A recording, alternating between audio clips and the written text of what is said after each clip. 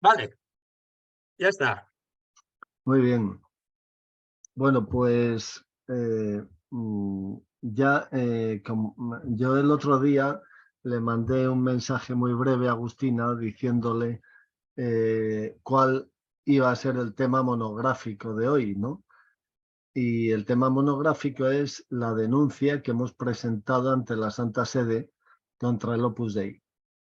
Entonces, algunos de los que estáis aquí habéis trabajado en el grupo que hemos elaborado esa denuncia, otros no. Aquí también pues hay gente que no ha puesto, no ha activado la cámara, como es su derecho, porque estas reuniones son absolutamente libres, ¿no?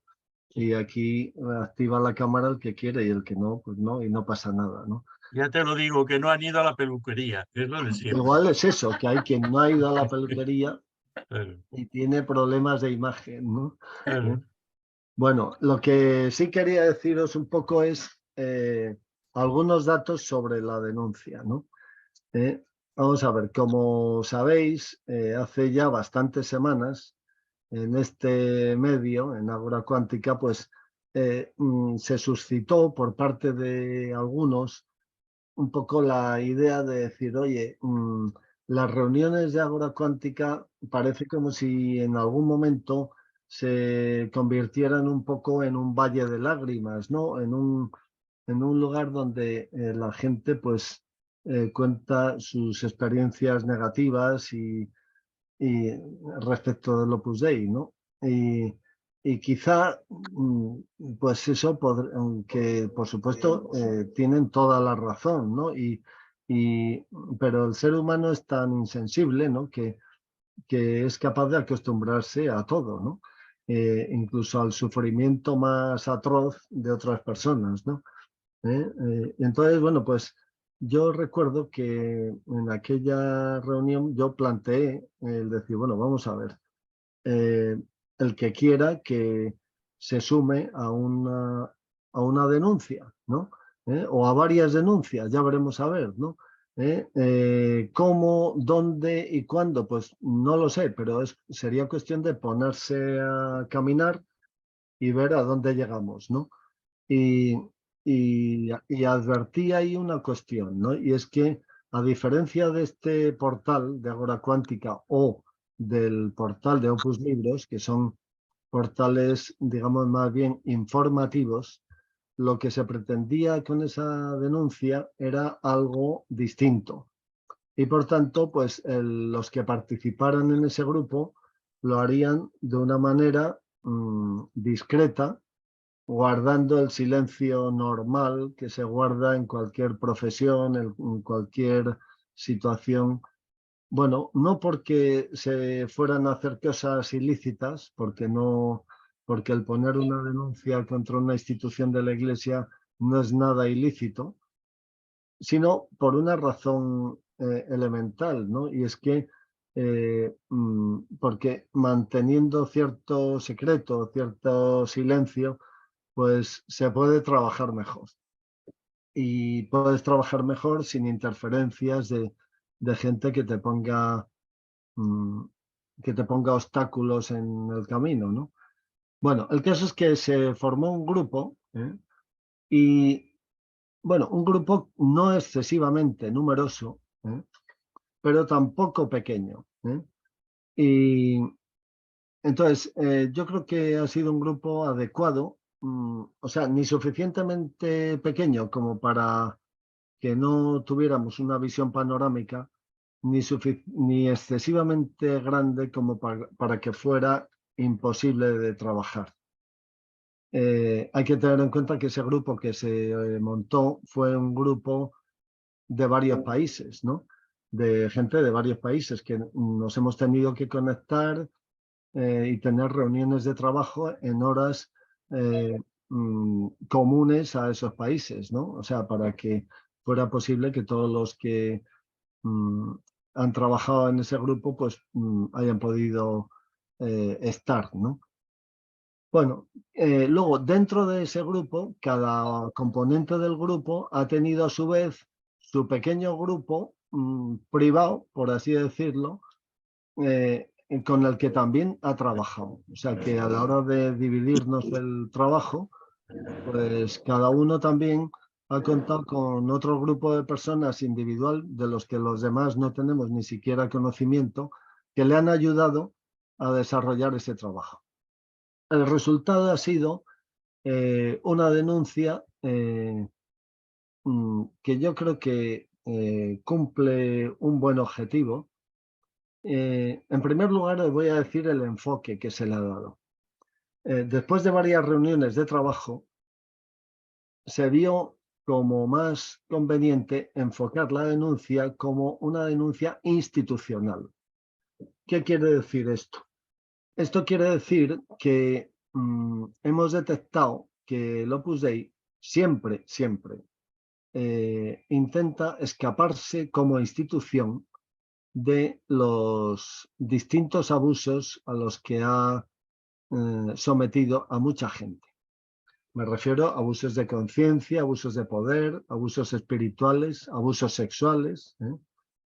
Entonces, siempre, o bien a través de sociedades interpuestas, o bien a través simplemente del comentario de que los miembros del Opus Dei son personalmente responsables de sus acciones y que el Opus Dei no tiene responsabilidad, bla, bla, bla.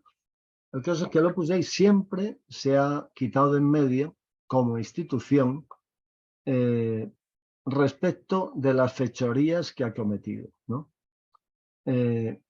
Bueno, entonces el enfoque de la denuncia es un enfoque institucional, en el sentido de hacer ver que las actuaciones ilícitas por parte de miembros del Opus Dei responden a un planteamiento institucional. Es decir, que no son casos aislados de personas aisladas en situaciones aisladas y en momentos aislados, sino que responden a un planteamiento institucional. Por tanto, la denuncia no es, en principio, contra tal o cual persona, sino contra el Opus Dei como institución. Habida cuenta de que el Opus Dei como institución está gobernado por el Consejo General y por las comisiones regionales, pues la denuncia termina pidiendo penas canónicas contra los miembros del Consejo General, de la Asesoría Central, de las comisiones regionales y de las asesorías regionales. En cuanto a los miembros del Consejo General y de la Asesoría Central, aparecen con sus nombres y apellidos en la denuncia. Por una razón muy sencilla, y es porque aparecen con sus nombres y apellidos en la página web del Opus Dei. Por tanto, son personas públicamente reconocidas como directores del Opus Dei y, por tanto, en la medida en que cada una de esas personas ha tenido responsabilidad personal en los hechos que se denuncian, pues esas personas se pide para ellos penas canónicas. En concreto, al amparo de los artículos 1389 y 1397 del Código de Derecho Canónico. Pero eso es un poco como si dijéramos la conclusión, porque el tema fundamental de la denuncia es, o sea, el motivo fundamental por el que se plantea la denuncia es por fraude normativo a la Santa Sede y a los miembros del Opus Dei. Y explicamos de qué va esto. El Opus Dei, como sabéis, según dice la bula Usit, con la que se entregó, con la que se erigió el Opus Dei como prelatura personal, se rige por los cánones 294 a 297 del Código de Derecho Canónico y por sus propios estatutos.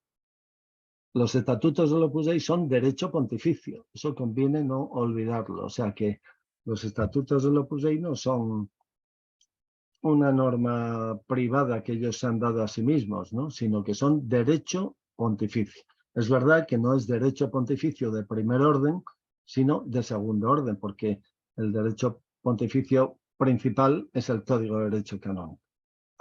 Pero bueno, ahí el motivo fundamental de la denuncia es fraude normativo contra la Santa Sede.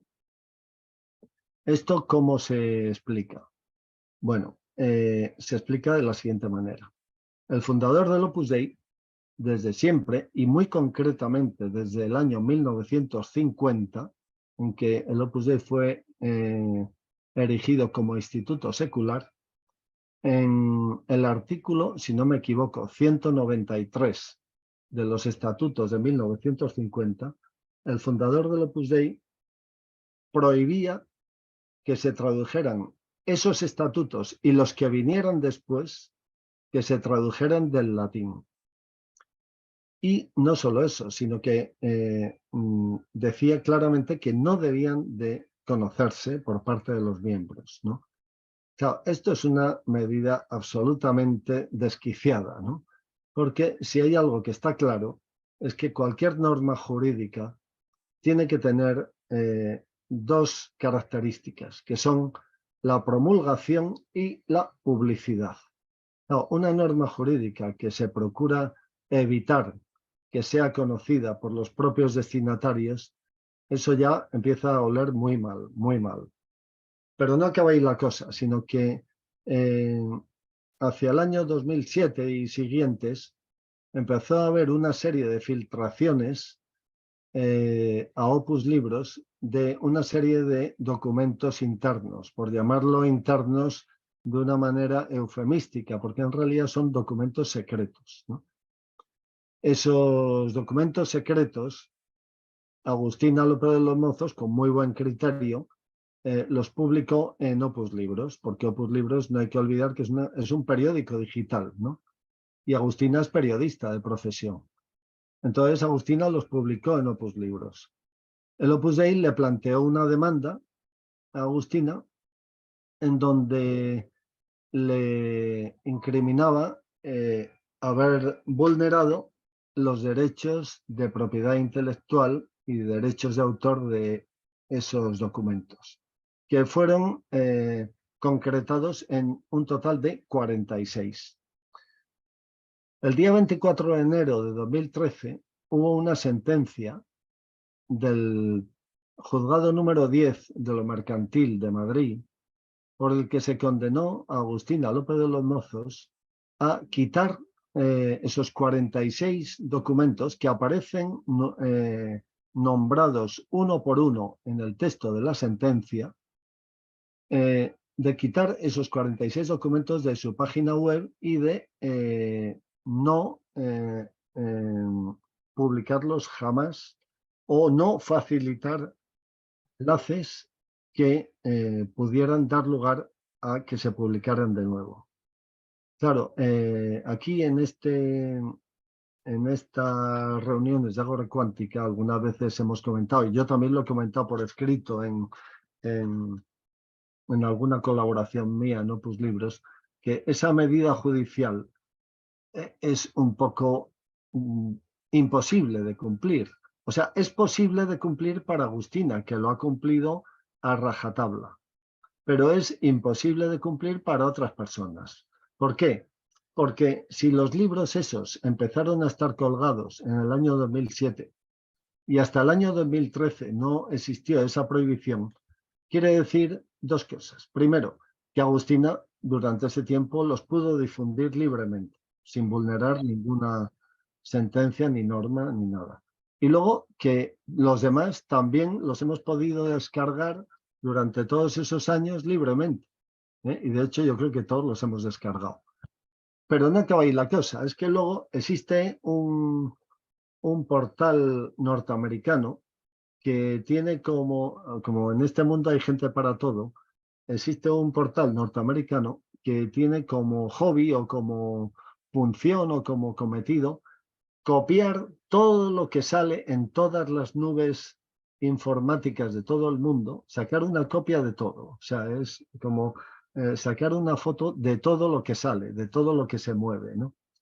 Entonces también esos libros pues empezaron a estar colgados en esa página. O sea, y siguen colgados, ¿eh? O sea, y de hecho, no sé si yo hace poco miré en la página web de Opus High, que es el equivalente alemán a Opus Libros, y me parece que están ahí. O sea, que quiero decir que no se le pueden poner puertas al campo. O sea que Agustina tenía obligación de acatar esa sentencia y la acató escrupulosamente. Los demás no tenemos obligación de acatar esa sentencia porque las sentencias solo tienen obligación de acatarlas los protagonistas del litigio, pero no los demás. Con lo cual, pues claro, esa prohibición agustina es casi como un alfiler en medio de un pajar, que, o sea, vamos, que quiero decir, muy poco eficaz desde el punto de vista práctico. El hecho es que esos 46 libros están por ahí, funcionando, y yo creo que quien más o quien menos todo el mundo los conoce y los ha leído. Entonces, el motivo de la denuncia es el fraude normativo institucional por parte del Opus Dei a la Santa Sede. ¿En qué consiste ese fraude? Ese fraude consiste en que el Opus Dei nunca ha prestado atención a los estatutos. Pero, sin embargo, esos 46 libros siempre han sido los libros normativos por excelencia del Opus Dei. Y yo de esto doy fe con los 42 años que he estado metido ahí, porque en esos 42 años nunca he visto ni en ninguna charla, ni en ningún medio de formación que se citen los estatutos. Y sin embargo, siempre se citan estos libros. Que por otra parte, estos libros no están todos al alcance de todos, sino hay distintos niveles, como en cualquier organización secreta. O sea que en cualquier organización secreta, los que están más comprometidos con la organización tienen más información y los que están menos comprometidos con la organización tienen menos información. Por ejemplo, las preces del Opus Dei, pues las conocen todos los miembros del Opus Dei, incluidos los supernumerarios. Y de hecho, desde hace poco, 3 o 4 años, incluso están publicadas en la página web. Vale. Las canciones internas, pues los cancioneros estos están en los centros del Opus Dei de numerarios, pero los supernumerarios no las tienen en su casa. Por ejemplo, las instrucciones sobre el modo de hacer proselitismo, eso ya no está en los centros, por ejemplo. O determinados, los vademecum si están, las instrucciones no están. Las cartas como las Singules Dies o la Videns Eos o las campanadas, pues depende. La campanada número 3 está, la 2 me parece que no está. O está bajo llave y hay que pedirle la llave al director. O sea que hay distintos niveles de acceso a esos 46 documentos, según el nivel de compromiso con la institución. Entonces, esos documentos en realidad son los documentos normativos del Opus Dei. Los estatutos son una simple pantalla para que la Santa Sede crea que el Opus Dei se rige por los estatutos, pero en realidad los estatutos del Opus Dei ni son conocidos por los miembros ni les importan, porque ya se ha preocupado mucho el Opus Dei, me refiero los directores, de que los estatutos no sean no solo conocidos, sino que ni siquiera exista un interés por conocerlos. Sin embargo, el Opus Dei se rige por esos 46 documentos. Esto es un fraude normativo. ¿Por qué? Porque esos 46 documentos tienen carácter normativo. Entonces, si uno se pone a leer cada uno de esos 46 documentos, verá que ahí hay disposiciones normativas. Muchas veces esas disposiciones normativas están mezcladas con otras disposiciones abstractas o con otras consideraciones espirituales. Pero eso es un agravante, porque en realidad lo que se está haciendo con eso es reconducir el buen espíritu de las personas del Opus Dei que quieren entregarse a Dios a dirigir esa entrega hacia la institución. Es decir, sustituir a Dios por la institución, lo cual es muy grave. Y luego hay otro aspecto también importante, y es que, por ejemplo, hay algunos de esos libros que aparentemente no tienen un título que vaya a indicar que son normativos. Por ejemplo, los libros de meditaciones. Claro, uno se coge los 6 tomos de los libros de meditaciones y esos libros son libros que están pensados, entre comillas, para hacer la oración de la mañana de los numerarios del Opus Dei. Claro, eso ya es todavía más perverso porque es utilizar una situación de oración de un miembro del Opus Dei ante el Santísimo para redirigir esa oración hacia normas ilícitas. O sea, eso es muy grave, porque supone también jugar con la espiritualidad de las personas. Y supone un fraude normativo hacia los propios miembros del Opus Dei. Claro, si existe otras normas aparte de los estatutos, esas normas deberían haber sido promulgadas y publicadas para que sean verdaderamente normas por las que se rige una institución. Tales libros no han recibido ni una promulgación ni una publicación. Cuando Agustina López de los Mozos publicó eso, en la vista oral del juicio que terminó con la sentencia del 24 de enero, la jueza le preguntó al representante del Opus Dei, que si no me equivoco, por las iniciales que son LSS, yo me imagino que sería Luis Sánchez Socias, que entonces era administrador de la comisión del Opus Dei en España y que yo le conocí personalmente porque él era adscrito cuando yo vivía en un centro en la calle Cea Bermúdez y que luego con el tiempo pues llegó a ser abogado del Estado y luego renunció, pidió la excedencia para ser administrador de la Comisión Regional del Opus Dei. Pues claro, ahí Luis Sánchez Socias o quien fuera se vio en una situación, Luis Sánchez Socias debo decir que murió el año pasado en agosto, en un accidente de moto.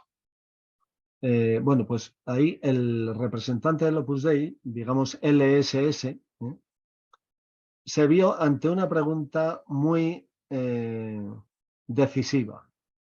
Y es que tuvo que decir, le preguntaron si esos 46 libros eran o no eran normativos. Claro, si Luis respondía que sí eran normativos, como en realidad lo eran, pues entonces claramente se quedaba de modo patente que el Opus Dei estaba vulnerando el derecho de la Santa Sede a legislar. Es decir, que ahí había una usurpación de función pública por parte de la Santa Sede de legislar en el ámbito de su competencia, porque esas disposiciones normativas deberían haber estado formando parte de unos estatutos y no lo estaban. Entonces, claro, como Luis tenía esa formación jurídica buena, pues se dio cuenta del alcance de la pregunta y respondió ante la jueza que en el Opus Dei el único documento normativo son los estatutos. Claro, ante eso, la jueza podría haber dicho, vamos a leer esos 46 documentos. Pero la jueza no hizo eso, por una razón muy sencilla, y es porque el pleito se estaba llevando a cabo en el juzgado de lo mercantil y no en el juzgado de lo penal. Si el pleito, el Opus Dei, lo hubiera planteado en el juzgado de lo penal, el juez o la jueza de lo penal en ese momento habría dicho, ahora mismo voy a leer los 46 libros y voy a ver si usted ha mentido o no ha mentido en sala. Y para saber si el representante del Opus Dei ha mentido o no ha mentido, lo único que tenía que hacerse era leer esos 46 libros y ver que efectivamente son normativos. Claro, la jueza de lo mercantil no hizo eso porque en el procedimiento mercantil no se prevé eso. Y entonces, pues la jueza de lo mercantil, ante la respuesta del representante del Opus Dei de que el único documento normativo son los estatutos, dijo, bueno, pues ya está. La sentencia está clara. Se le condena a Agustina López de los Mozos por publicar algo vulnerando los derechos de autor y de propiedad intelectual. Claro. ¿Por qué? Pues porque un libro que no es normativo no es obligatorio ni promulgarlo ni publicarlo. Claro, pero ahí pasó una cosa, y es que para poder dictar esa sentencia tuvo que quedar claro que esos 46 libros eran verdaderamente los 46 libros secretos del Opus Dei, claro, lo cual fue admitido por el propio Opus Dei. Porque, claro, si no lo hubiera admitido, entonces no podría haber esa conexión entre la sentencia la sentencia no se podría haber pronunciado en ese sentido. O sea, la sentencia se pronunció en ese sentido porque el propio Opus Dei reconoció que esos 46 libros que había publicado Agustina eran verdaderamente esos y no una copia modificada o unos libros inventados por Agustina o por terceras personas. Por tanto, ahí en ese litigio quedaron claras dos cosas. Primera, que los 46 libros eran esos. Y segunda, que el Opus Dei sostenía que no eran normativos. Bueno, pues entonces, como esos libros, desde el año 2007 hasta el año 2013, circularon por todo el mundo y los descargamos todo el mundo. Y después del año 2013 siguen circulando en esa nube de Estados Unidos que se dedica a copiar todo lo que se publica por todo el mundo en todas las nubes, pues esos 46 libros son muy fáciles de acceder. Y por tanto, pues basta simplemente cogerlos y ponerlos encima de la mesa y decir, estos son los 46 libros y estos son los estatutos. Y ver que el Opus Dei, en lo que se basa para gobernar, no es en los estatutos, sino en esos 46 libros. Por lo tanto, esos 46 libros tienen carácter normativo y, de hecho, son la norma por la que se rige el Opus Dei, en contra de lo que dice el derecho, que es que el Opus Dei se rige por sus propios estatutos. De eso se deriva una consecuencia, y es que ha habido un fraude normativo a la Santa Sede y también ante los propios miembros, porque la gente del Opus Dei, pues teóricamente piensa que el Opus Dei se rige según el derecho de la Iglesia, es decir, el derecho pontificio plasmado en los estatutos, porque los estatutos son derecho pontificio. Cuando en realidad el Opus Dei no se rige por eso, se rige por estos 46 libros secretos. Luego, lo único que hay que hacer es comunicarle al Papa cuáles son esos 46 libros secretos y poner en el lado de la izquierda los 46 libros y en el lado de la derecha los estatutos y comparar. Y se ve que esos libros indican otras cosas distintas de los estatutos, y no solo otras cosas, sino muchísimas cosas más.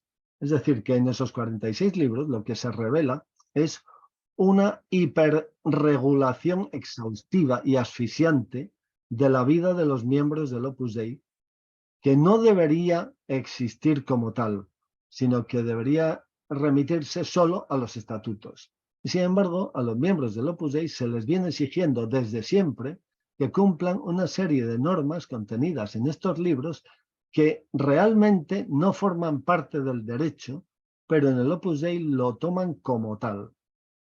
Y no solo eso, sino que cuando hay algún escrito de gobierno por parte del Consejo General o de las comisiones regionales, etcétera, lo que se cita en esos documentos de gobierno no son los estatutos, sino estos documentos. Y además se exige de una manera verdaderamente cruel, porque todos sabemos de casos en los que ha ido algún miembro del Consejo General a una comisión regional y les ha hecho leer algún escrito de gobierno venido de Roma de rodillas, ¿no? De rodillas. A todos los miembros de la comisión leer escritos de gobierno puestos de rodillas y en voz alta. O sea que eso es el tema fundamental, el motivo de la denuncia, el fraude normativo institucional contra la Santa Sede, porque supone ocultar a la Santa Sede los verdaderos documentos normativos, supone vulnerar las características propias de una norma, como son la promulgación y la publicación, y supone también la usurpación de función pública, porque la función de legislar corresponde a la Santa Sede.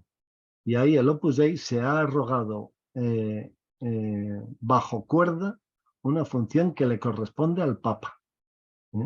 Eso es el tema del fraude normativo institucional del Opus Dei a la Iglesia, al Papa, a la Santa Sede. Y de rechazo a todos los miembros a los que ha estado engañando desde hace muchísimos años. Porque además, algunos de esos documentos tienen fecha del año 1930, pero son posteriores. Y eso supone también un engaño a los miembros del Opus Dei. Ese es el motivo fundamental de la denuncia. De este motivo se derivan otros motivos derivados, claro, porque el actuar de esa manera desde la norma es poner las bases para actuar de manera abusiva en el plano de los hechos.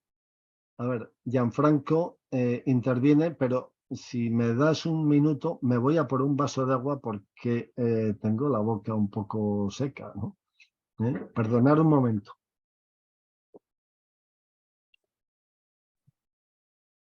Bueno, yo quiero primero que todo agradecer profundamente a Antonio y a todos los que han hecho ese esfuerzo monumental de organizar esta denuncia, de analizar los documentos, de hacer traducciones, etc.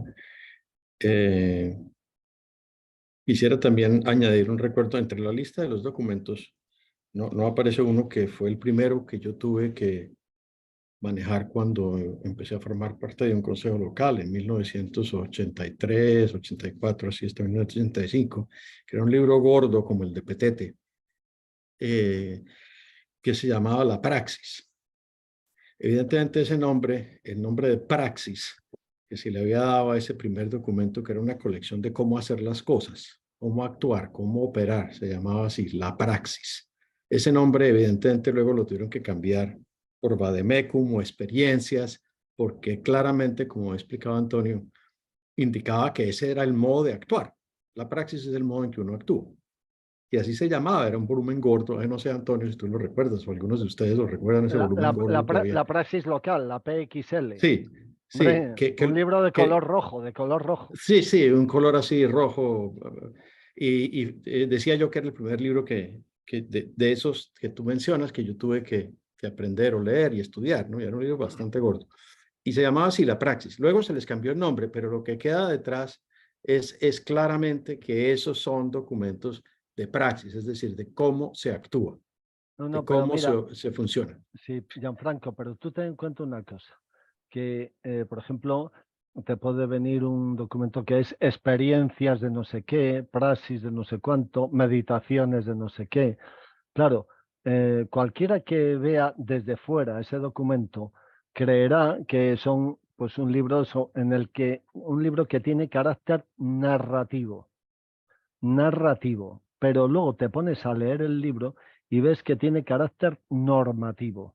Entre otras cosas porque a lo mejor basta con decir, siempre se ha hecho en casa esto, y siempre nuestro padre ha dicho que se haga así, tal.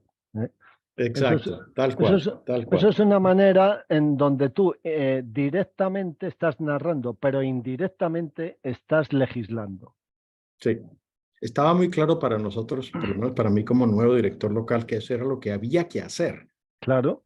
Era la acción como se debía tomar, era un normativo, claramente normativo, no era Claro. recomendativo, como sea la palabra. No, claro, no. No, y además hay otra cuestión también importante sobre este tema, y es que eh, mm, hay que tener en cuenta que todos estos libros van dirigidos a gente del Opus Dei, a la que se le ha preparado psicológicamente para que entiendan esos libros de manera distinta a como los entienden las personas normales, ¿no? O sea que, em, eh, a ver, por ejemplo, pues se me viene a la cabeza, pues cuando, por ejemplo, me viene a la cabeza me ha venido a la cabeza una frase de José María Escrivá, que decía, no sé si es en la carta Videns Eos, decía, nosotros no somos unas almas buenas que se unen a otras almas buenas para hacer una cosa buena, sino que estamos cumpliendo un mandato imperativo de Cristo. Y luego hay otra cosa también que me viene a la cabeza, que es cuando José María Escrivá, en ese viaje por Hispanoamérica en el año 74, decía, yo no he fundado el Opus Dei lo ha fundado Dios. O sea, eso es mentira, porque el Opus Dei lo fundó él. ¿Eh? O sea, a lo mejor en base a un carisma, a una idea, ¿eh? Pero el Opus Dei lo fundó él. Entonces, el atribuir a Dios una institución en vez de un carisma, eso supone confundir carisma con institución. ¿Eh? Y entonces, claro, si dices, no, es que el Opus Dei lo ha fundado Dios, dices, coño, pues entonces ya todo lo que se diga ahí es palabra de Dios. ¿Mm? O sea, claro. O, por ejemplo, cuando dicen, no, es que nosotros no somos almas buenas que se unen a otras almas, estamos cumpliendo un mandato imperativo de Cristo. O cuando dice, tened por seguro que el cielo está empeñado en que la obra se realice. Claro, ese tipo de frases dan a entender a los miembros desde dentro, o sea, lo que los miembros del Opus Dei entienden desde dentro es algo que los que estáis fuera es que no lo podéis ni imaginar. O sea, quiero decir que, y al decir fuera me estoy refiriendo a incluso a gente de la Santa Sede, o sea o al mismo Papa, ¿no? O sea que si el Papa lee eso dirá, bueno, esto es una exageración, pero es que lo importante no es cómo ven esto gente de fuera, sino cómo lo ven los miembros de dentro. ¿Eh? Y claro, cuando se dicen todas estas cosas, la gente de dentro lo ve, vamos, como palabra de Dios. O sea, de hecho, en el Opus Dei siempre se ha tomado a José María Escrivá al mismo nivel que San Pablo y que Moisés. O sea, como personajes de la historia de la salvación irrepetibles, ¿no? O eso que decía José María Escrivá, decía, mientras existan hombres y mujeres en la tierra, existirá el Opus Dei. ¿Eh? O sea, claro, dices, bueno, vamos a ver. Y además, junto a eso decía otra cosa, decía, tengo certeza. Lo solía decir, tengo certeza. Claro, que una persona diga eso, ¿eh?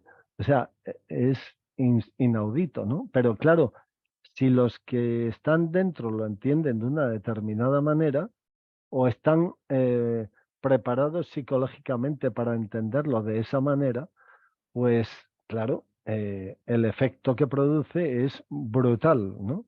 Hasta el punto de que cuando el Papa dice que hay que modificar los estatutos, pues ellos dentro de la institución, salvo unas cuantas personas que parece que empiezan a razonar, la mayoría dice, bueno, pues lo de siempre, ceder sin conceder con ánimo de recuperar. O sea, ya vendrá otro Papa de aquí a unos años, de aquí a 20 años, de aquí a 70 años, pero nosotros vamos a seguir en las mismas. O sea, que no solo no hay nunca una disposición de obedecer a la Santa Sede, sino todo lo contrario, porque piensan que están muy por encima de la Iglesia, muy por encima de la Santa Sede, muy por encima del Papa. Y por eso les importa un pimiento el fraude normativo, siempre les ha importado un pimiento, porque piensan que están por encima de eso. Agustina, interviene. Sí. Hola, bueno, solo una acotación dentro de esto de los documentos secretos, porque lo interno evidentemente es un eufemismo.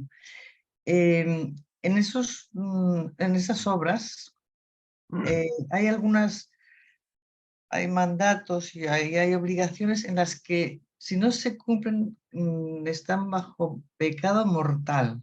Sí.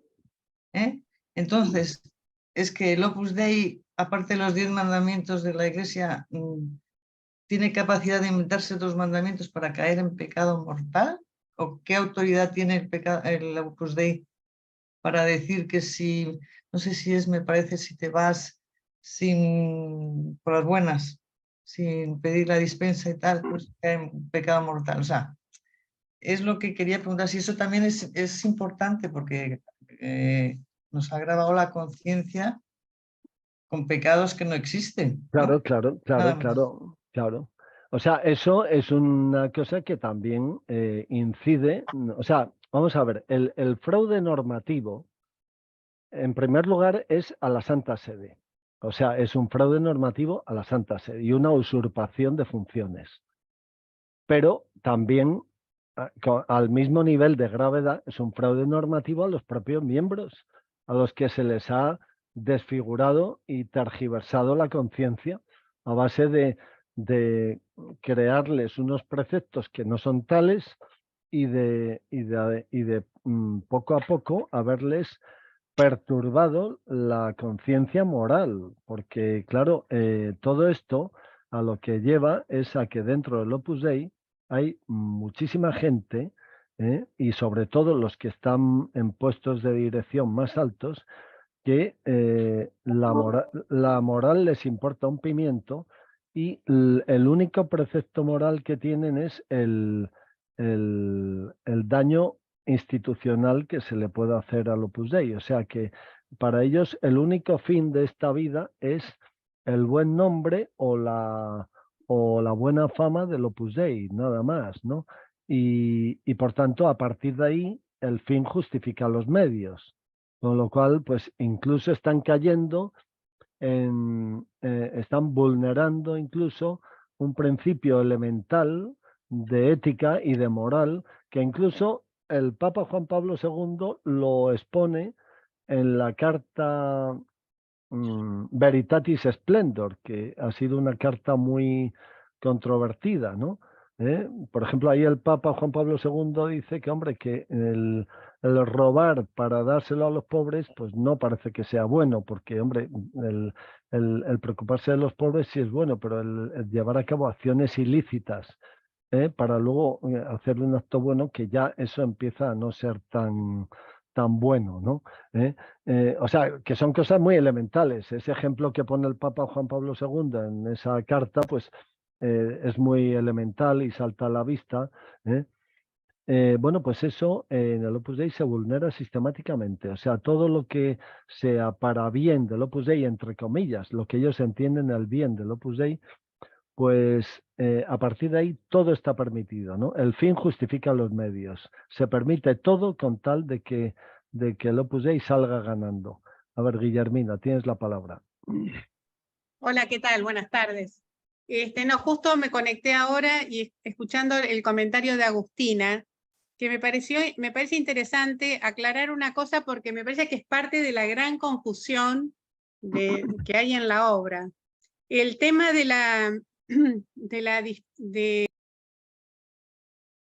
Guillermina, se te ha cortado la voz. Ahora. El tema de pecado, si uno se iba del centro sin decir nada y sin esperar la dispensa, en realidad eso es una cuestión de la obra como instituto secular, y que había quedado de los religiosos. Es decir, el religioso sí no puede, es como, no me acuerdo cómo dice el Código de Derecho Canónico, si prófugo o cómo es la cuestión, si se va sin pedir permiso. Pero eso ya no, digamos, entonces, eso estaba cuando la obra era instituto secular, porque estaba bajo esa normativa. El tema es que a partir del año 82 ya no, porque lo de la vida en comunidad es algo de la vida religiosa, y para poder, digamos, no hacer esa vida en comunidad hay que pedir dispensa. Y en la obra se decía dispensa de la vida en familia, ¿no? Pero en realidad eso ya no tiene vigencia, porque la prelatura no, digamos, ya no vige. Guillermina, Eso quiero decir. Guillermina, voy a apuntar una cosa a eso que acabas de decir. Mira, eso puede que tengas razón, pero hay que tener en cuenta que, no sé si es en el artículo 183 de los estatutos o por ahí, al hablar de la estabilidad de los estatutos, habla de que no cumplirlos no cumplir determinados... Por desprecio formal, por Sí, un desprecio formal. sí. Ahí, por ejemplo, en los estatutos dice que dentro de los estatutos las normas que son de derecho divino obligan bajo pecado, ¿de acuerdo? Pero luego también dice que hay otras normas de los estatutos que el no cumplirlas supone pecado. O sea que efectivamente ahí el Opus Dei estatutariamente se está metiendo a decir que son pecados determinadas cosas que no lo son. Pero aparte de eso, lo que has comentado de lo de que la vida en común, que ellos llaman vida de familia, propia de los institutos religiosos y por tanto propia del Opus Dei cuando era instituto secular, eso ya no rige. Puede que no rija desde el punto de vista legal, es decir, de los estatutos, pero la realidad es que yo, por ejemplo, cuando a mí me dijeron que me largara del centro, me lo dijeron de esa manera. O sea, me cogió un día el director y me dijo, Antonio, que los directores hemos acordado concederte la dispensa de la vida de familia. Y yo dije, Pero bueno, pero eso es un director que está completamente out. Sí, digamos, que pasado, no sé dónde está parado. Porque yo te sí. digo, yo tengo conciencia de que hasta el año 86, 87 se seguía con esa cuestión de la dispensa de vida en familia, aunque ya no correspondía. Pero te digo, en mi región ya no se habla más de dispensa de vida en familia. Pero yo el día que decidí no irme, le dije, yo me voy, hasta luego, no sigo viviendo en el centro, hasta luego, y listo, y me fui. Mira, yo te digo, cuando a mí me pasó esto, me pasó el 12 de diciembre del año 2015, a las 4:30 de la tarde. Pero entonces me parece que están muy fuera, muy antiguos. No, pero espérate, es que además el director añadió una cosa, me dijo, Antonio, esto hace tiempo era competencia de las delegaciones, sin embargo, desde hace poco tiempo es competencia de los consejos locales. O sea que ahí ese director... Pero ese es un verso. Claro, pero ese director, al decirme eso, me estaba diciendo unas supuestas normas que tampoco existen. No, pero no, por eso. Lo que pasa es que hay una gran ignorancia. Claro. Una gran falta de formación y de información. Claro, sí, Entonces, claro. Estoy leyendo acá, en la página 180, digamos, en el artículo 183 del estatuto, dice, las disposiciones de este código que remiten a leyes divinas o eclesiásticas mantienen la obligatoriedad propia que esas leyes tienen por sí mismas.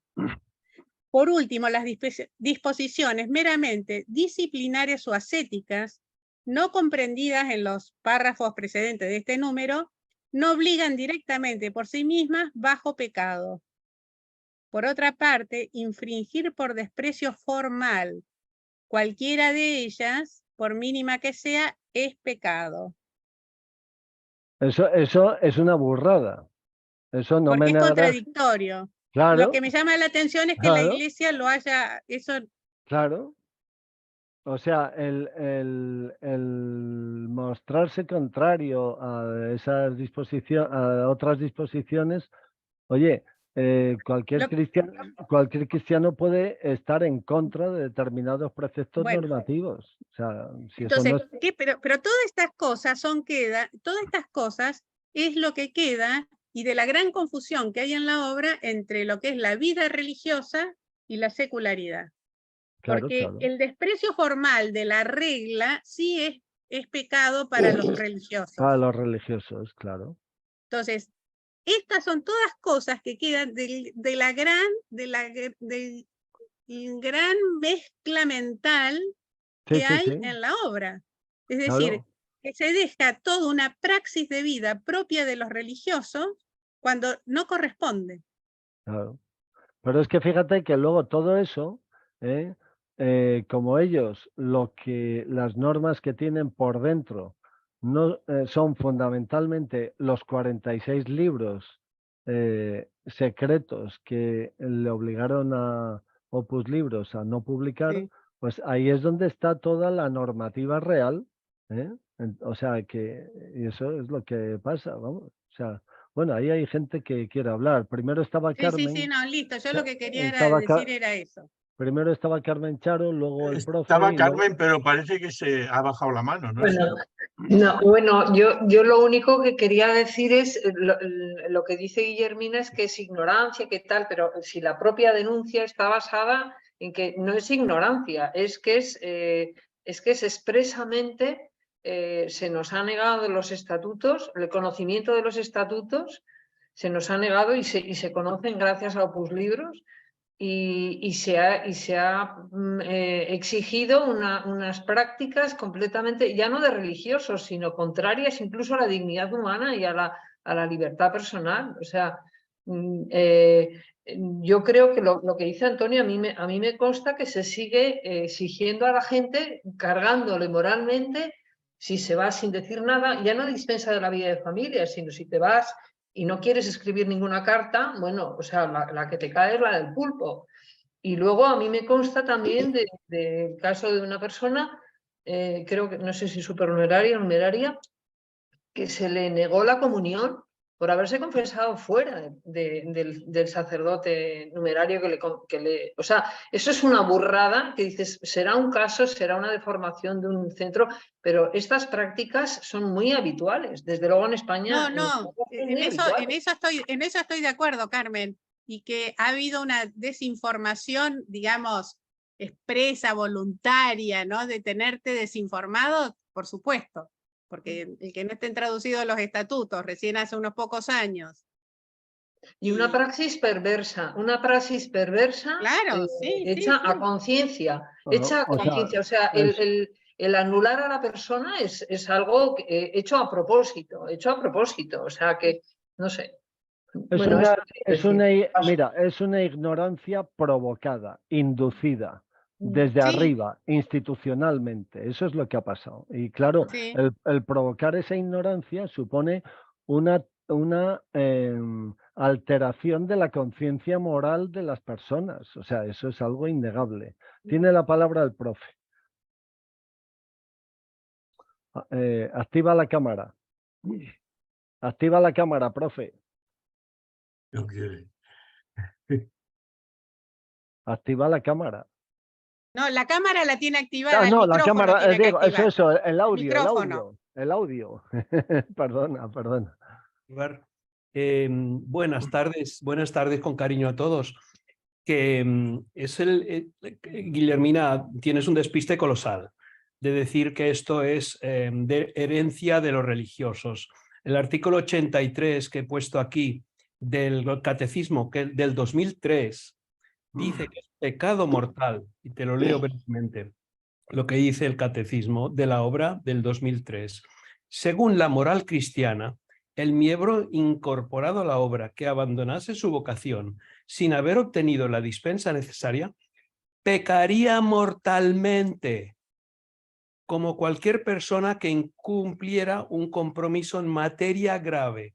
Artículo 83 del Catecismo, séptima edición del año 2003. Es verdad, profe, No, porque lo que déjame han hecho acabar. con el catecismo es No, pero- recoger, han puesto los artículos de los estatutos en letra grande y en letra chiquitita están retomando la praxis religiosas. No, eso no es, Eso es, eso no es. No es eso dice, según la era moral. lo que estaba No, antes. dice según la moral cristiana, no dice según la praxis religiosa. El estatuto, el catecismo dice según la moral cristiana.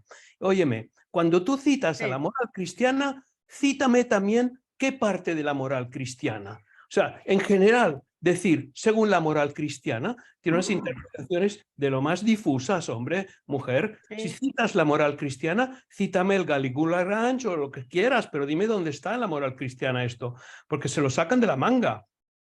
O sea, ¿dónde se ha visto que en el siglo XXI o siglo XX aparezcan nuevos pecados? O sea, los pecados son los que son desde hace 20 siglos y están muy establecidos, pecados contra los 10 mandamientos y pecados contra los 7 pecados capitales.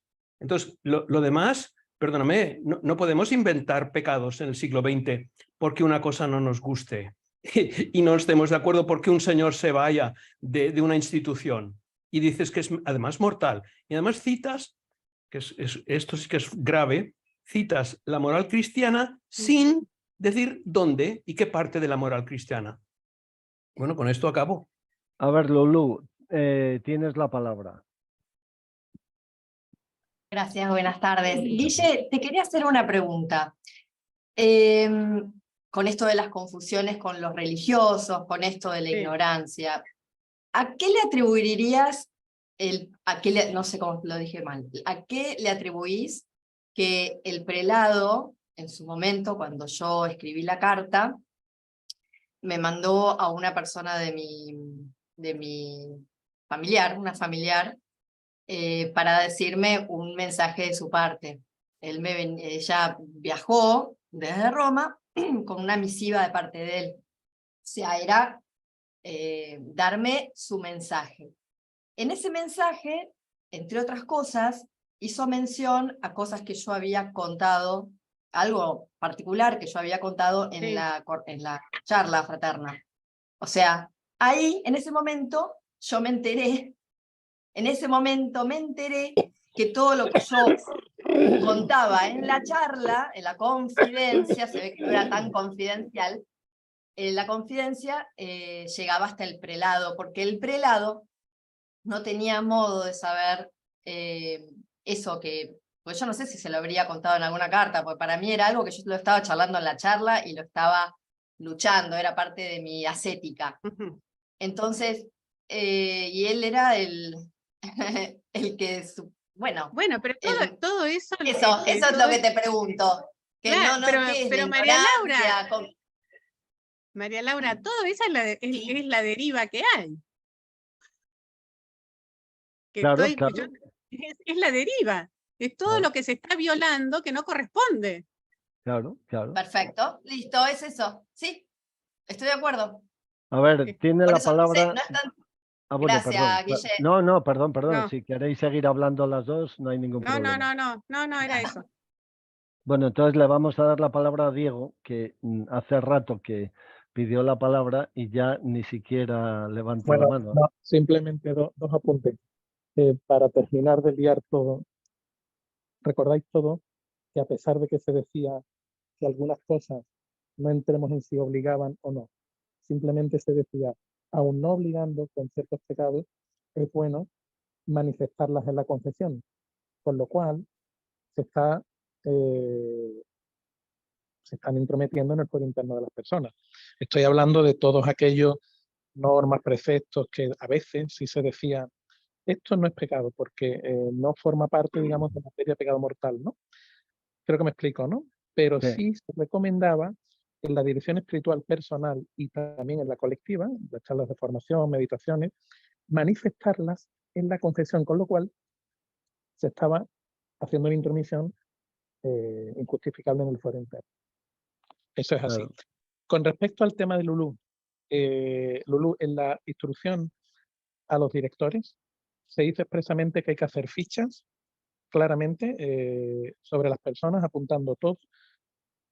Bueno, se le da, digamos, una capa, digamos, de tener todo pues, para la ayuda de la otra persona, tener todos los apuntes, tener todos los detalles, tener todas las ideas, para que, aunque haya un cambio de directores, la dirección espiritual se siga pudiendo ejercer adecuadamente. Es decir, que bajo esa capa se está animando, bueno, se está diciendo, porque son elementos normativos, nada menos que la instrucción a los directores, que se apunte todo en papel sobre lo que manifiestan los miembros en las charlas fraternas. Simplemente eso está escrito y se puede comprobar, y si alguno lo quiere lo pide y se le puede pasar. ¿Dónde está escrito expresamente? Eso es otra injerencia más en el fuero interno y es otro motivo más por el cual, bueno, no se llega a comprender bien si no es por una voluntad de ocultamiento a la Iglesia, de cómo eso se puede permitir por parte de la autoridad eclesiástica. Eso lo coge cualquiera en primero de teología y lo echa para atrás. Mira, vamos a ver, la vulneración del foro interno, eso es algo terrible, que por ejemplo en el libro de Antonio Esquivias, que os lo recomiendo, titulado El cielo en una jaula. Bueno, Antonio Esquivias, me imagino que sabéis quién es. Antonio Esquivias fue compañero mío del colegio, fue numerario, luego se ordenó sacerdote numerario y luego se secularizó. Y Antonio Esquivias, en ese libro suyo, cuenta que cuando él, me parece que era director de Gurtubay, de un centro de Madrid, pues trabajaba como oficial de la comisión regional de la que era titular Miguel Ángel Montijano. Entonces cuenta que ahí había un fichero en donde se guardaban todos los informes de conciencia de todos los numerarios de España. Y que su trabajo consistía en gestionar ese fichero, ese archivo. Y bueno, pues ahí venían hasta las veces que se había masturbado cada numerario. O sea, quiero decir, es algo terrible. O sea, que eso que ha contado Lulú hace un momento, pues eso todos lo sabemos, porque yo, por ejemplo, he hecho informes de conciencia de supernumerarios, pues cuando iban a hacer la oblación o la fidelidad. O sea, he hecho informes de conciencia porque estaba obligado a hacerlos, ¿no? Y ahí había que contar todas las interioridades de los miembros. O sea, eso es algo que todos los que hemos estado dentro sabemos que eso se ha producido, ¿no? Y también sabemos que ha habido una invasión del fuero interno de las personas y que no ha habido un respeto por la intimidad y el foro interno de las personas desde la institución. O sea que la institución sistemáticamente y de modo coordinado e institucional ha manoseado la intimidad de las personas. Eso es algo sabido. Pero también sabemos que eso ha llegado incluso al secreto de confesión, porque hay bastantes sacerdotes que se han secularizado precisamente para defender su sacerdocio. O sea, ha habido sacerdotes del Opus Dei que o bien se han secularizado o se han incardinado en otras diócesis precisamente para defender su sacerdocio, porque desde la institución recibían continuas presiones para que dieran a conocer secretos de confesión. Pero es que los secretos de confesión vienen institucionalmente establecidos, porque en uno de los documentos que aportamos, de esos 46 documentos, ahí José María Escrivá dice que el Opus Dei es como una familia en donde hay cosas que los hijos mayores y los padres saben, pero los hijos pequeños no saben. Y que esas cosas, aunque se sepan entre los padres y los hijos mayores, no se saben entre los hijos pequeños. Y eso es una justificación de la vulneración del secreto a la confesión y del secreto a la dirección espiritual que siempre ha practicado el Opus Dei. O sea que eso es algo que, bueno, la verdad es que hemos entrado en el tema pero yo lo que querría es seguir un poco contando cosas de la denuncia, ¿no? Bueno, no sé si queréis intervenir alguno más o sigo. Bueno, sigo. La verdad es que el tema de la vulneración de la facultad normativa de la Santa Sede respecto a cuestiones estatutarias es algo que es el tema fundamental de la denuncia. Pero la denuncia tiene, además de este motivo fundamental, tiene otros motivos derivados. Esos motivos derivados nosotros los hemos dividido en 8 bloques, perdón, en 7 bloques. Entonces, esos 7 bloques son diversos aspectos de abusos. O sea, son bloques en donde se sitúan diversos tipos de abusos producidos en el Opus Dei. Y entonces, por ese motivo, os quiero decir que la denuncia se ha presentado ante 2 dicasterios. Por una parte, ante el dicasterio del clero, en la medida en que el Opus Dei, por ser una prelatura personal, depende del dicasterio del clero. Y por otra parte, se ha presentado también al dicasterio para la doctrina de la fe, sección de abusos, porque dentro del dicasterio de la fe, el Papa ha creado una sección que es la sección de abusos, en la que se contienen no solo los abusos sexuales, que han sido quizá los que mediáticamente han despertado más repulsa internacional, sino los abusos de conciencia, de poder y espirituales que el Papa, junto con los abusos sexuales, los tipificó en una carta de 20 de agosto del año 2018. En esa carta el Papa advierte que no va a permitir ningún tipo de estos abusos, abusos espirituales, abusos de poder, abusos de conciencia y abusos sexuales.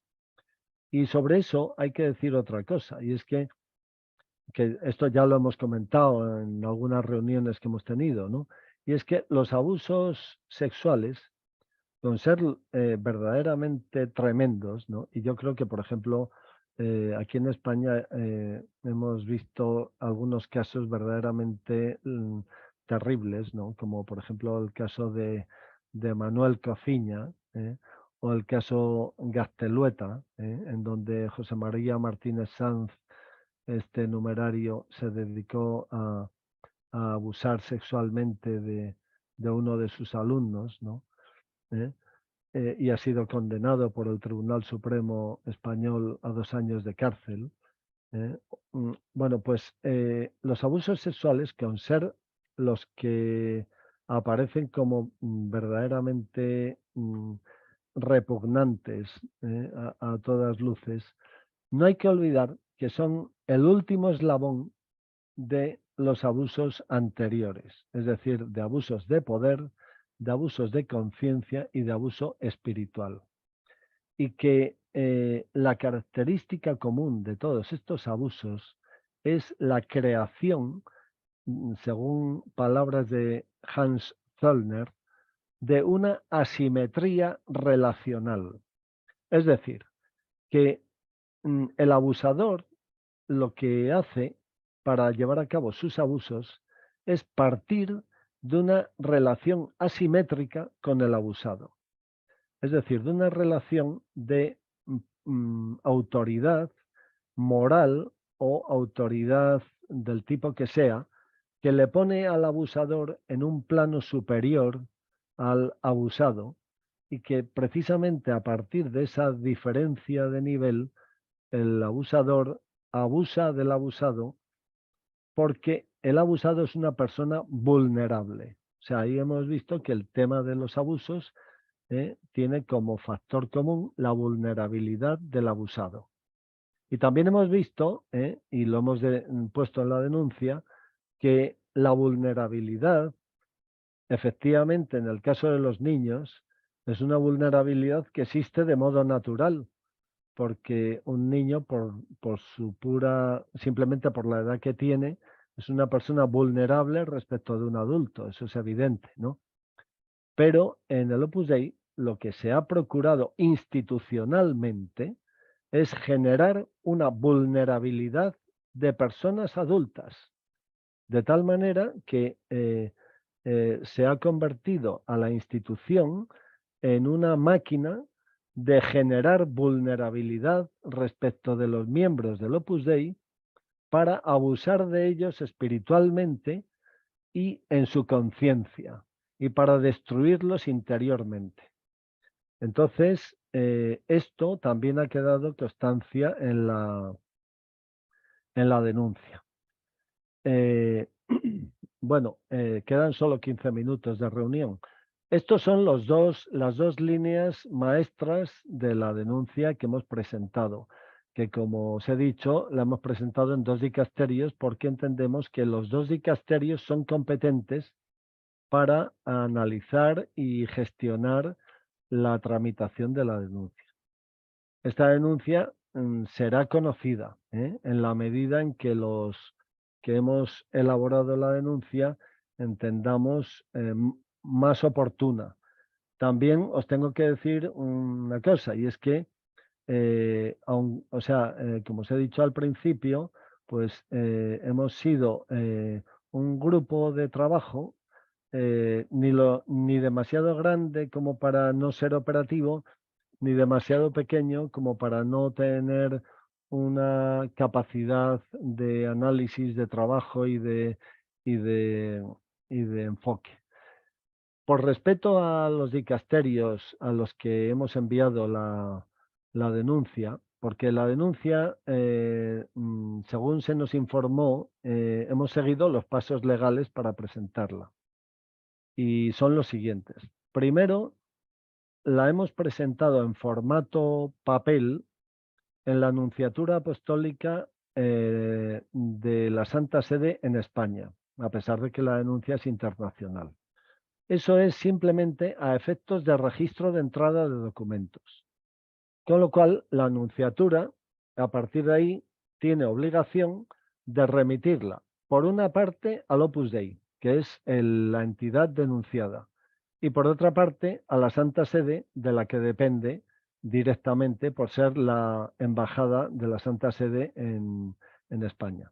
Hombre, el hecho de haberlo presentado en la Nunciatura responde al principio administrativo de proximidad al administrado. Es decir, que lo que se hace siempre en cualquier documento administrativo es que éste sea presentado de la manera más fácil y sencilla posible para los administrados, o sea, la más cercana. Podríamos haberla presentado telemáticamente en la Nunciatura o por Burofax. Hemos preferido presentarla presencialmente, 2 personas, que hemos sido Carmen Charo, que está aquí presente, y yo, y la presentamos el día 27 de este mes, o sea, hace 3 días, la presentamos a las 12 de mediodía en la Nunciatura. Se nos puso el sello de registro de entrada, la fecha y el lugar exacto donde nos la admitieron, que fue en el garito de la entrada. En la Nunciatura de Apostólica del Vaticano en España, lo que hay es digamos que es un muro de piedra y tiene una entrada y ahí hay una pequeña portería, un pequeño garito, y ahí es donde nos la sellaron, ¿no? Eso tuvo lugar el día 27 a las 12 de mediodía. A partir de ahí hemos completado la notificación de la denuncia a la Santa Sede mediante correo electrónico esta mañana, tanto al dicasterio del clero como al dicasterio de de la doctrina de la fe. La denuncia ha sido altamente protegida para evitar manipulaciones. O sea, voy a explicar las medidas que hemos tomado. En primer lugar, la denuncia se hizo en formato PDF. Este PDF se codificó y se protegió por un agente externo llamado DocuSign y luego se imprimió. Al imprimirlo, en la impresión figura el código del documento según la entidad que lo ha generado. Y ese código figura en todas las páginas de la denuncia. Luego, mi firma está recogida digitalmente en todas las páginas de la denuncia. Luego, la denuncia, a esa denuncia se le han añadido 7 traducciones de la misma, a saber, en latín, en coreano, en inglés, en francés, en alemán, en italiano y en portugués. Explico por qué. En castellano, porque es la lengua oficial del Opus Dei y porque es la lengua materna del Papa. En latín, porque es la lengua oficial de la Iglesia. En coreano, porque es la lengua materna del presidente del dicasterio del clero. En italiano, porque es la lengua materna del presidente del dicasterio para la doctrina de la fe. En francés, porque es el lenguaje diplomático por excelencia. En inglés, por razones obvias, porque todo el mundo habla inglés. Y luego también en portugués, porque la mayor cantidad de católicos habla portugués, después del castellano, debido a que, por ejemplo, en Brasil hay 128 millones de católicos. Y luego en alemán, porque es el idioma más hablado en Europa. Esos son los idiomas. Entonces, las traducciones son traducciones que algunas son más perfectas y otras más imperfectas. Por ejemplo, la traducción más esmerada de todas las que hemos presentado es la italiana. Sin embargo, la denuncia está presentada en lengua castellana. Por eso, la protección del documento ha ido principalmente a la lengua castellana. Además de esas firmas digitales que os hablé, la denuncia y todas sus traducciones, que ocupan, si no me equivoco, un total de 186 páginas, está presentada en forma de cuadernillo con un gusanillo y en papel timbrado del Estado español, con hojas correlativas cuyos números aparecen recogidos en la primera página. Y por tanto quiere decir que ahí no se escapa ni una página. Luego aparece con firma original mía en la primera y en la última página. Y con firma de Carmen Charo en la primera página. Y luego con firma digital mía en todas las páginas de la denuncia en castellano. Junto a esa denuncia hemos presentado una tarjeta de memoria con un total de más de 700 archivos digitales como prueba, de los que hay algunos archivos que son en PDF, otros son en Word, otros son en Excel y otros son en formato MP4. Y también hay otros en formato MP3. En total, los archivos digitales, los archivos de la tarjeta de memoria ocupan un total de 37,5 gigabytes. Claro, en la anunciatura se presentó la denuncia en formato papel, como os he dicho, con una tarjeta de memoria pegada. Y presentamos la misma documentación que nos fue sellada. Es decir, que nosotros nos hemos quedado con una copia sellada y con la tarjeta de memoria copia de la original. Entonces, a partir de ahí, en el correo electrónico hemos tomado todavía más precauciones. En el correo electrónico a los dicasterios, que son los siguientes. Bueno, se me olvidó otro detalle, y es que dentro de los documentos que forman esos más de 700 archivos, los 46 libros los hemos incluido desde una plataforma de memoria, desde una nube cuya sede está en Suiza.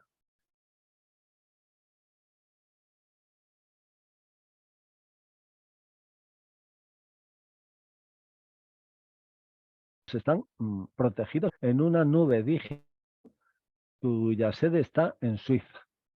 Y luego en los correos electrónicos que hemos enviado esta mañana,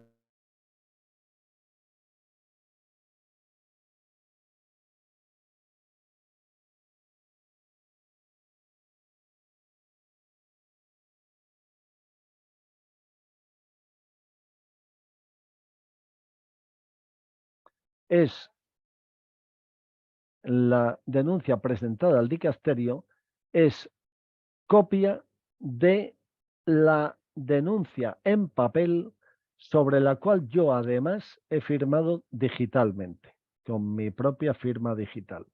O sea que con todo esto, lo que quiero deciros es que lo que hemos presentado es literalmente inmanipulable. Lo digo por si hay algún personaje intermedio, ya sea de algún dicasterio o de la Nunciatura, al que se le hubiera ocurrido la feliz idea de intentar manipular la denuncia, ¿no? Entonces, bueno, aquí Carmen quiere intervenir. A ver, Carmen.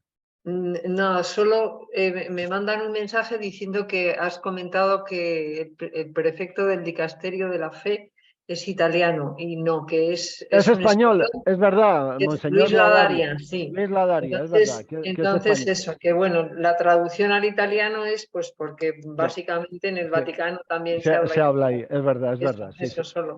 Es verdad, tienes toda la razón, sí. Bueno, y a ver, más cosas que quería yo decir. Pues yo creo que con esto está dicho todo. O sea que aquí lo único que cabe ahora es pues un poco el ver, hombre, digamos que ya hay quien nos ha preguntado por la denuncia, quien se ha interesado. Por supuesto que la jerarquía de la Iglesia lo va a saber, claro. Pero bueno, que ahí lo que en principio hemos pensado es dar un poquito de tiempo a los dos dicasterios, tener una deferencia con ellos, en el sentido de que lo lógico es que los dicasterios sean los primeros en recibirla, y luego pues evidentemente la difundiremos. Por supuesto que la difundiremos, porque nunca hemos tenido conciencia de hacer nada malo, sino todo lo contrario, y pensamos que la difusión de esta denuncia puede hacer un bien a la Iglesia y al Opus Dei, O sea que nosotros pensamos que aquí los primeros beneficiados van a ser los miembros del Opus Dei. Por último, como queda 2 minutos, quiero decir una cosa. La denuncia termina solicitando la disolución del Opus Dei. Nosotros le pedimos al Papa que suprima el Opus Dei. Y se lo hemos pedido de la siguiente manera. En cuanto a los sacerdotes, le pedimos que disuelva la prelatura y la elimine. Y a esos 2000 sacerdotes aproximados que forman parte del clero de la prelatura, pues que se les dé la salida lo más digna posible para que cada cual haga un discernimiento acerca del futuro personal de tal modo que o bien se incardinen en alguna diócesis o en alguna iglesia particular o donde sea, y el que lo desee que se secularice. Y en cuanto a los laicos, lo que pasa es que como los laicos no forman parte de la prelatura, pues lo que pedimos es que sea la propia Santa Sede la que tome la iniciativa y, de acuerdo con su mejor criterio, cree una asociación de laicos, una o varias asociaciones de laicos que respondan al carisma original del Opus Dei y que legisle adecuadamente esa o esas asociaciones de laicos para bien de todas las personas que forman parte del Opus Dei, ¿no? Nosotros pensamos que los primeros beneficiados de esto van a ser los del Opus Dei. Estamos totalmente convencidos y estamos convencidos también de que por parte de las autoridades de la prelatura son absolutamente incapaces de sacar adelante su propio futuro, porque fundamentalmente es porque no quieren obedecer a la Iglesia ni al Papa, y en último término porque ni siquiera son cristianos. Eso es el tema. No sé, os habéis quedado muy callados. No, Antonio, bueno, oye, yo lo único que puedo decirte es felicitarte por el trabajo a todos los que lo habéis hecho, ¿no? Porque esto es ingente, importante e histórico. No sé en qué medida, yo no estoy en todo esto, como todos sabéis, pero esto me suena a mí a histórico y a valiente, además. Y entonces os felicito. Bueno, de la misma manera... Histórico ya se verá, de momento. Sí, no, sí, pero el paso es histórico, las consecuencias ya las veremos. Pero bueno, y me ratifico una vez más en invitar a quien sea del Opus Dei que quiera aparecer por aquí para expresar sus sentimientos y sus opiniones. ¿Cómo no? Este es nuestro estilo de Ágora Cuántica. De momento no llegan. Bueno, pues nada, felicitaros a todos y lo siento mucho porque no sé, me parece, no creía que alguien había pedido la palabra, pero ya nos vamos hasta el viernes que viene. Ser buenos chicos. Muy bien. Y ya está. Que os voy Bueno, a decir. tú siempre dices que seamos malos chicos, hombre. Sí, pero Jordi. mira, esta vez no habéis llegado. Esta vez Pero ya hombre, habéis trabajado Jordi. tanto que os doy fiesta. Jordi, te estás quedando tibio, te estás quedando Sí, tibio. es verdad, es verdad. Bueno, ya verás. Venga, Gracias, adiós a Antonio. todos. Vale. Adiós. Hasta Muchas ahora. gracias. Hasta ahora. Adiós.